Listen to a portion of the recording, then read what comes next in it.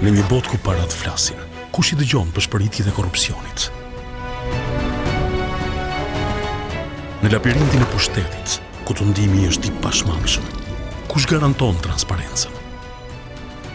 Për një shekull, një institucion ka qëndruar si gardian i financave publike, duke kontrolluar ligjshmërinë, duke garantuar transparencën në menaxhimin e fondeve publike, duke mbrojtur interesin e përgjithshëm, si dhe duke ndërtuar besimin e qytetarëve.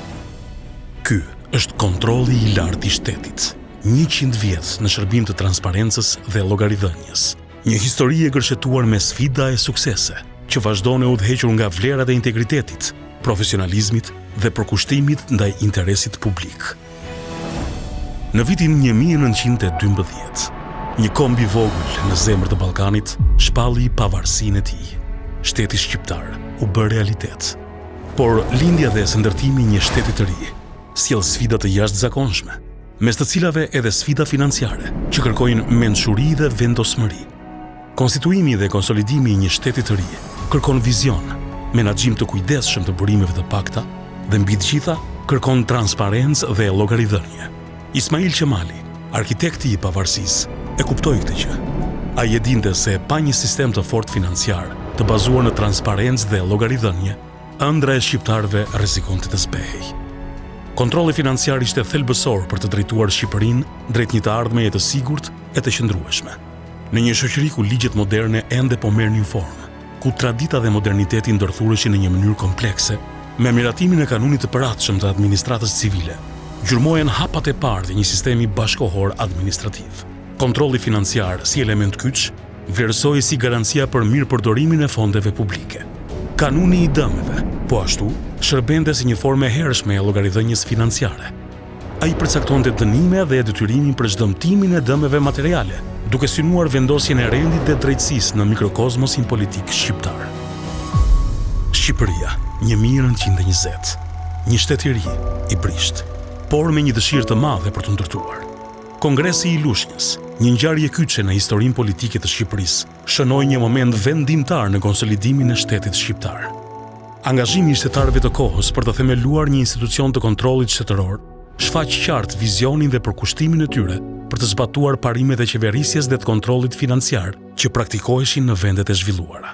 Krijimi i Këshillit Kontrollues të Financave përmes statutit të Lushnjës shënoi një moment historik në avancimin e institucioneve të kontrollit financiar në Shqipëri.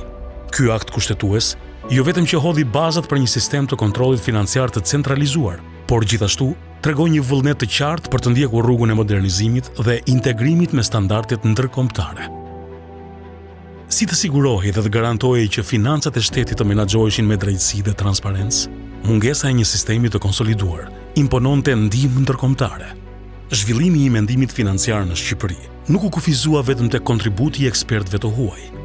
Një figurë që spikat në këtë fushë është juristi Dr. Kristof Loqi, i cili në vitin 1923 botoi një studim të rëndësishëm mbi të drejtën administrative, duke trajtuar në mënyrë të thelluar çështjen e kontrollit financiar.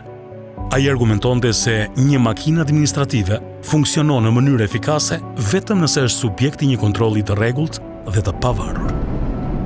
Debati mbi kontrollin financiar vazhdoi edhe në Kuvendin Kushtetues të vitit 1924. Deputeti i Vlorës Mustafa Tregjasi propozoi formimin e një këshilli kontrollues nga Asambleja Kushtetuese për të kontrolluar të ardhurat dhe shpenzimet e shtetit. Ky propozim, i cili u diskutua në seancën e 22 marsit të 1924-s në qeverinë e shefqet Vërlacit dhe ministrin e financave Luiz Gurakuqi, shënoi një hap të rëndësishëm drejt institucionalizimit të kontrollit financiar në Shqipëri.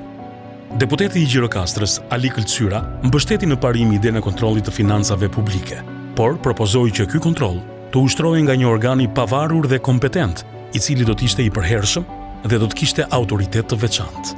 Propozimi i Këlqyrës u mbështet nga shumica e deputetëve, ndër të cilët Myfit Libohova, Hysen Vrioni, Bajram Culli dhe Eqerem Libohova, të cilët dhanë mendime për funksionimin e këtij organi. Por jo të gjithë ishin dakord. Dyshimet dhe skepticizmi mbretëronte në parlament. Paqëndrueshmëria politike dhe ekonomike e bënin këtë mision akoma edhe më të vështirë. Aspiratat për një regjim republikan, të mbështetur nga etja për stabilitet dhe njohje ndërkombëtare, quan Ahmet Zogun drejt shpalljes së Republikës Shqiptare. Vizioni pro-perëndimor i shtetarëve shqiptar në vitin 1925 luajti një rol të rëndësishëm në modernizimin e vendit, përfshirë edhe sistemin financiar. Mbikëqyrja financiare ishte e fragmentarizuar dhe e karakterizuar nga ndërhyrje sporadike të dikastereve të ndryshme shtetërore, të cilat, megjithse të motivuara nga qëllime të mira, ishin të kufizuara në objekte specifike dhe të porosive shtetërore, duke e bërë krijimin e një organi qendror conditio sine qua non. Qeveria shqiptare, në maj të vitit 1925, hodhi një hap të rëndësishëm në drejtim të kontrollit financiar, me dekretligjin mbi formimin e Këshillit Kontrollues. Dekretligji, i përbërë nga 37 nene, rregullonte në mënyrë të detajuar organizimin, strukturën, funksionimin dhe kompetencat e Këshillit Kontrollues. Ai përcaktonte hierarkinë e funksionarëve, procedurat e emërimit, kriteret e përzgjedhjes, kohëzgjatjen e mandatit, si dhe imunitetet apo përgjegjësitë e tyre. Në vitet e para të veprimtarisë së tij, Këshilli Kontrollues i Financave, drejtuar nga Fejzia Lizoti, përballet me sfida të shumta. Ky institucion duhet operonte në një terren të panjohur, plot me vështirësi dhe pengesa. Ndërtimi i një shteti modern kërkonte fonde dhe kontrolli i tyre ishte thelbësor.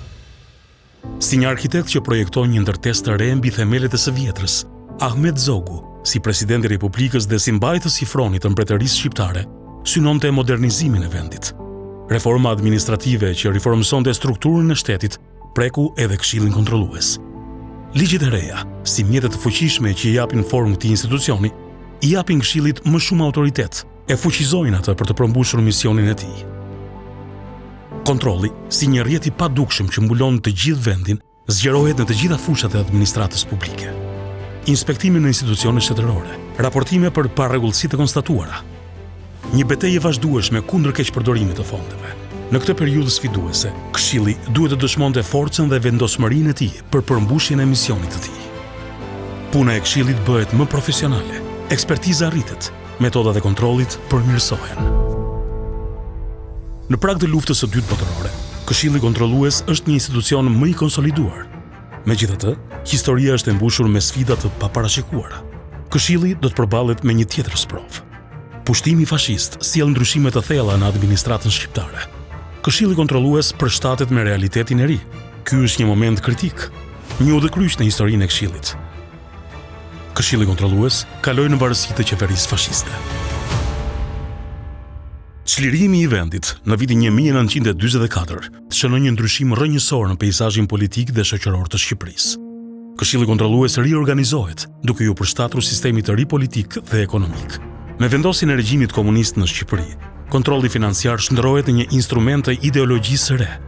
Në vitin 1946, Kuvendi Popullor krijoi Komisionin e Kontrollit të Shtetit, nën kontrollin e plot të Partisë Shtet, duke u humbur kështu totalisht pavarësinë e tij. I ngarkuar me mbrojtjen e pronës socialiste, ky institucion u transformua disa herë gjatë 45 viteve të sistemit komunist, duke reflektuar ndryshimet në politikat ekonomike dhe filozofinë e pushtetit shtetëror. Transformimi i Komisionit të Ministri në vitin 1952 dhe kthimi i tij sërish në komision në vitin 1959 dëshmojnë për vështirësitë e ekonomisë së centralizuar dhe përpjekjet e vazhdueshme të regjimit për të forcuar kontrollin mbi të gjitha aspektet e jetës shoqërore dhe ekonomike. Ristrukturimi institucional i Komisionit të Kontrollit të Shtetit në vitin 1990 shërbeu si një pikë these e pakthyeshme, duke ndryshuar rrënjësisht qasjen e Shqipërisë ndaj bashkëpunimit ndërkombëtar. Pjesëmarrja aktive në Konferencën Evropiane të Kontrollit Financiar Publik dhe në konferencën themeluese të Eurosai në Madrid nga 11 deri në 18 nëntor 1990 ishin hapa konkret dhe të rëndësishëm drejt realizimit të këtij qëllimi madhor. Viti 1990 shënjon evolucionin institucional të kontrollit shtetëror në Shqipëri, i cili sfidon status quo dhe fillon të artikulojë një identitet të ri, të bazuar në parimet e transparencës, profesionalizmit dhe bashkëpunimit ndërkombëtar. Me rënien e diktaturës komuniste në vitin 1991, kontrolli financiar hyri në një fazë krejtësisht të re. Në vitin 1992 u krijua Shërbimi i Kontrollit të Shtetit, një institucion i pavarur nga qeveria që kërkonte të përshtaste standardet ndërkombëtare të auditimit në realitetin shqiptar. Ky ishte një hap i rëndësishëm drejt ndërtimit të shtetit të së drejtës dhe një ekonomie të tregut. Në vitin 1997, me miratimin e ligjit të posaçëm për kontrollin e lartë të shtetit, u vendosën themelet e një institucioni të pavarur, të ndarë nga ekzekutivi. Që për asaj kohe, KLSH ka ndërtuar një profil bashkëkohor auditimi, në përputhje me standardet ndërkombëtare ISAI si dhe në bashkëpunim me rrjetet më të mëdha të auditimit publik. Në vitin 2014 u sankcionua për herë të parë në ligj përdorimi i këtyre standardeve, duke i dhënë auditimit një bazë të fortë ligjore dhe profesionale. Ky ishte themeli një institucioni që do të përfaqësonte ndryshimin dhe do të përgatiste terrenin për sfidat e dekadës së ardhshme. Por ka periudha kur historia nuk ecën. Vrapon, dhe vitet 2020-2025 ishin të tilla. Pandemia, tërmeti, ishte një kohë që na provoi si njerëz, si qytetar dhe si shtet. Kontrolli i lartë i shtetit, institucioni kushtetues i auditimit të jashtëm, vijoi të kryejë misionin e tij. Jo thjesht profesional, por edhe njerëzor, përmes auditimeve të emergjencës, u identifikuan problematika, u dhanë rekomandime dhe u ruajt integriteti i fondeve publike. Në vitin 2023, KLSH hodhi një hap të mëtejshëm, duke hartuar një strategji që bazohet në digitalizim, kapacitete, ndikim në shërbim të qytetarëve, për një institucion që ndjek zhvillimin dinamik. Strategjia u hartua në përputhje me standardet e Intosai dhe me asistencën teknike të partnerëve ndërkombëtar IDI.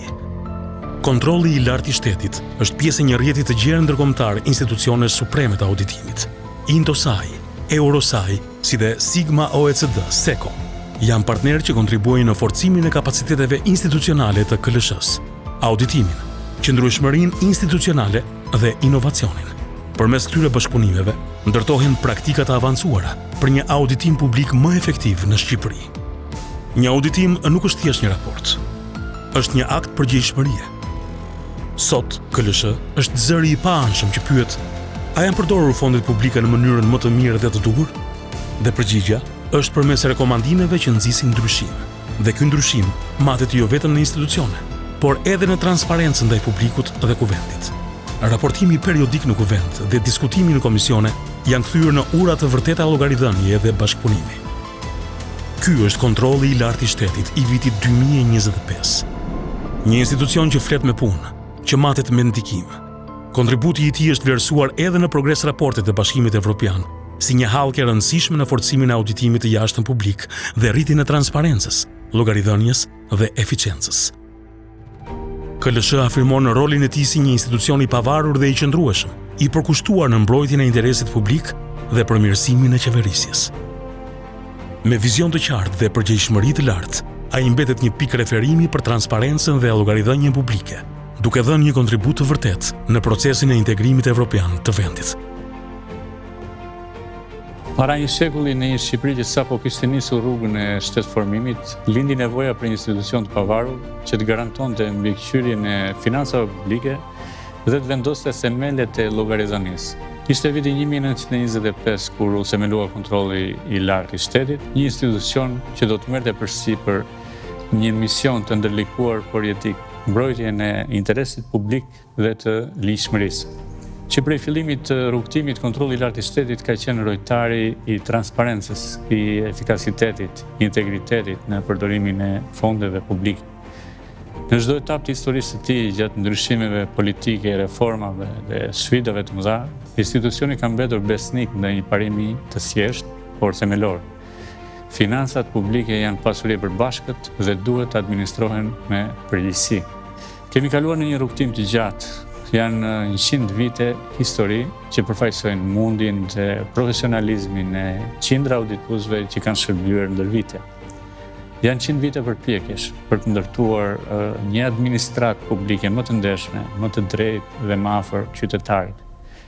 Në thelb, institucioni i kontrollit të lartë të shtetit nuk është thjesht një institucion auditimi, është një pasqyrë e shtetit ligjor. Është një mekanizëm që kujton institucioneve se përgjegjësia nuk është zgjedhje, por është detyrim. Dhe se transparenca nuk është luks, por është themeli i demokracisë. Sot, suksesi i kontrollit të lartë të shtetit matet me besimin që qytetari shqiptar ka ndaj punës tonë. Dhe ky besim fitohet çdo ditë përmes punës së ndershme, analizës të thellua dhe përmes guximit për të thënë të vërtetën, pavarësisht rrethanave. Në këtë përvjetor kujtojmë me mirënjohje të gjithë ata që kanë kontribuar në udhëtimin 100 vjeçar, duke filluar nga themeluesit, tek drejtuesit ndër vite, audituesit, partnerët tanë brenda dhe jashtë vendit. Dhe tjetë ky jo vetëm një moment krenarie, por një thirrje për të forcuar më tej misionin tonë, sepse ardhmja na kërkon më të përgjegjshëm, më transparent, më pranë qytetarit dhe më pranë interesit të shtetit. Me respekt për të shkuarën dhe besim në të ardhmen, i uroj këtij institucioni një rrugtim dhe më të suksesshëm në shërbim të publikut dhe të shtetit.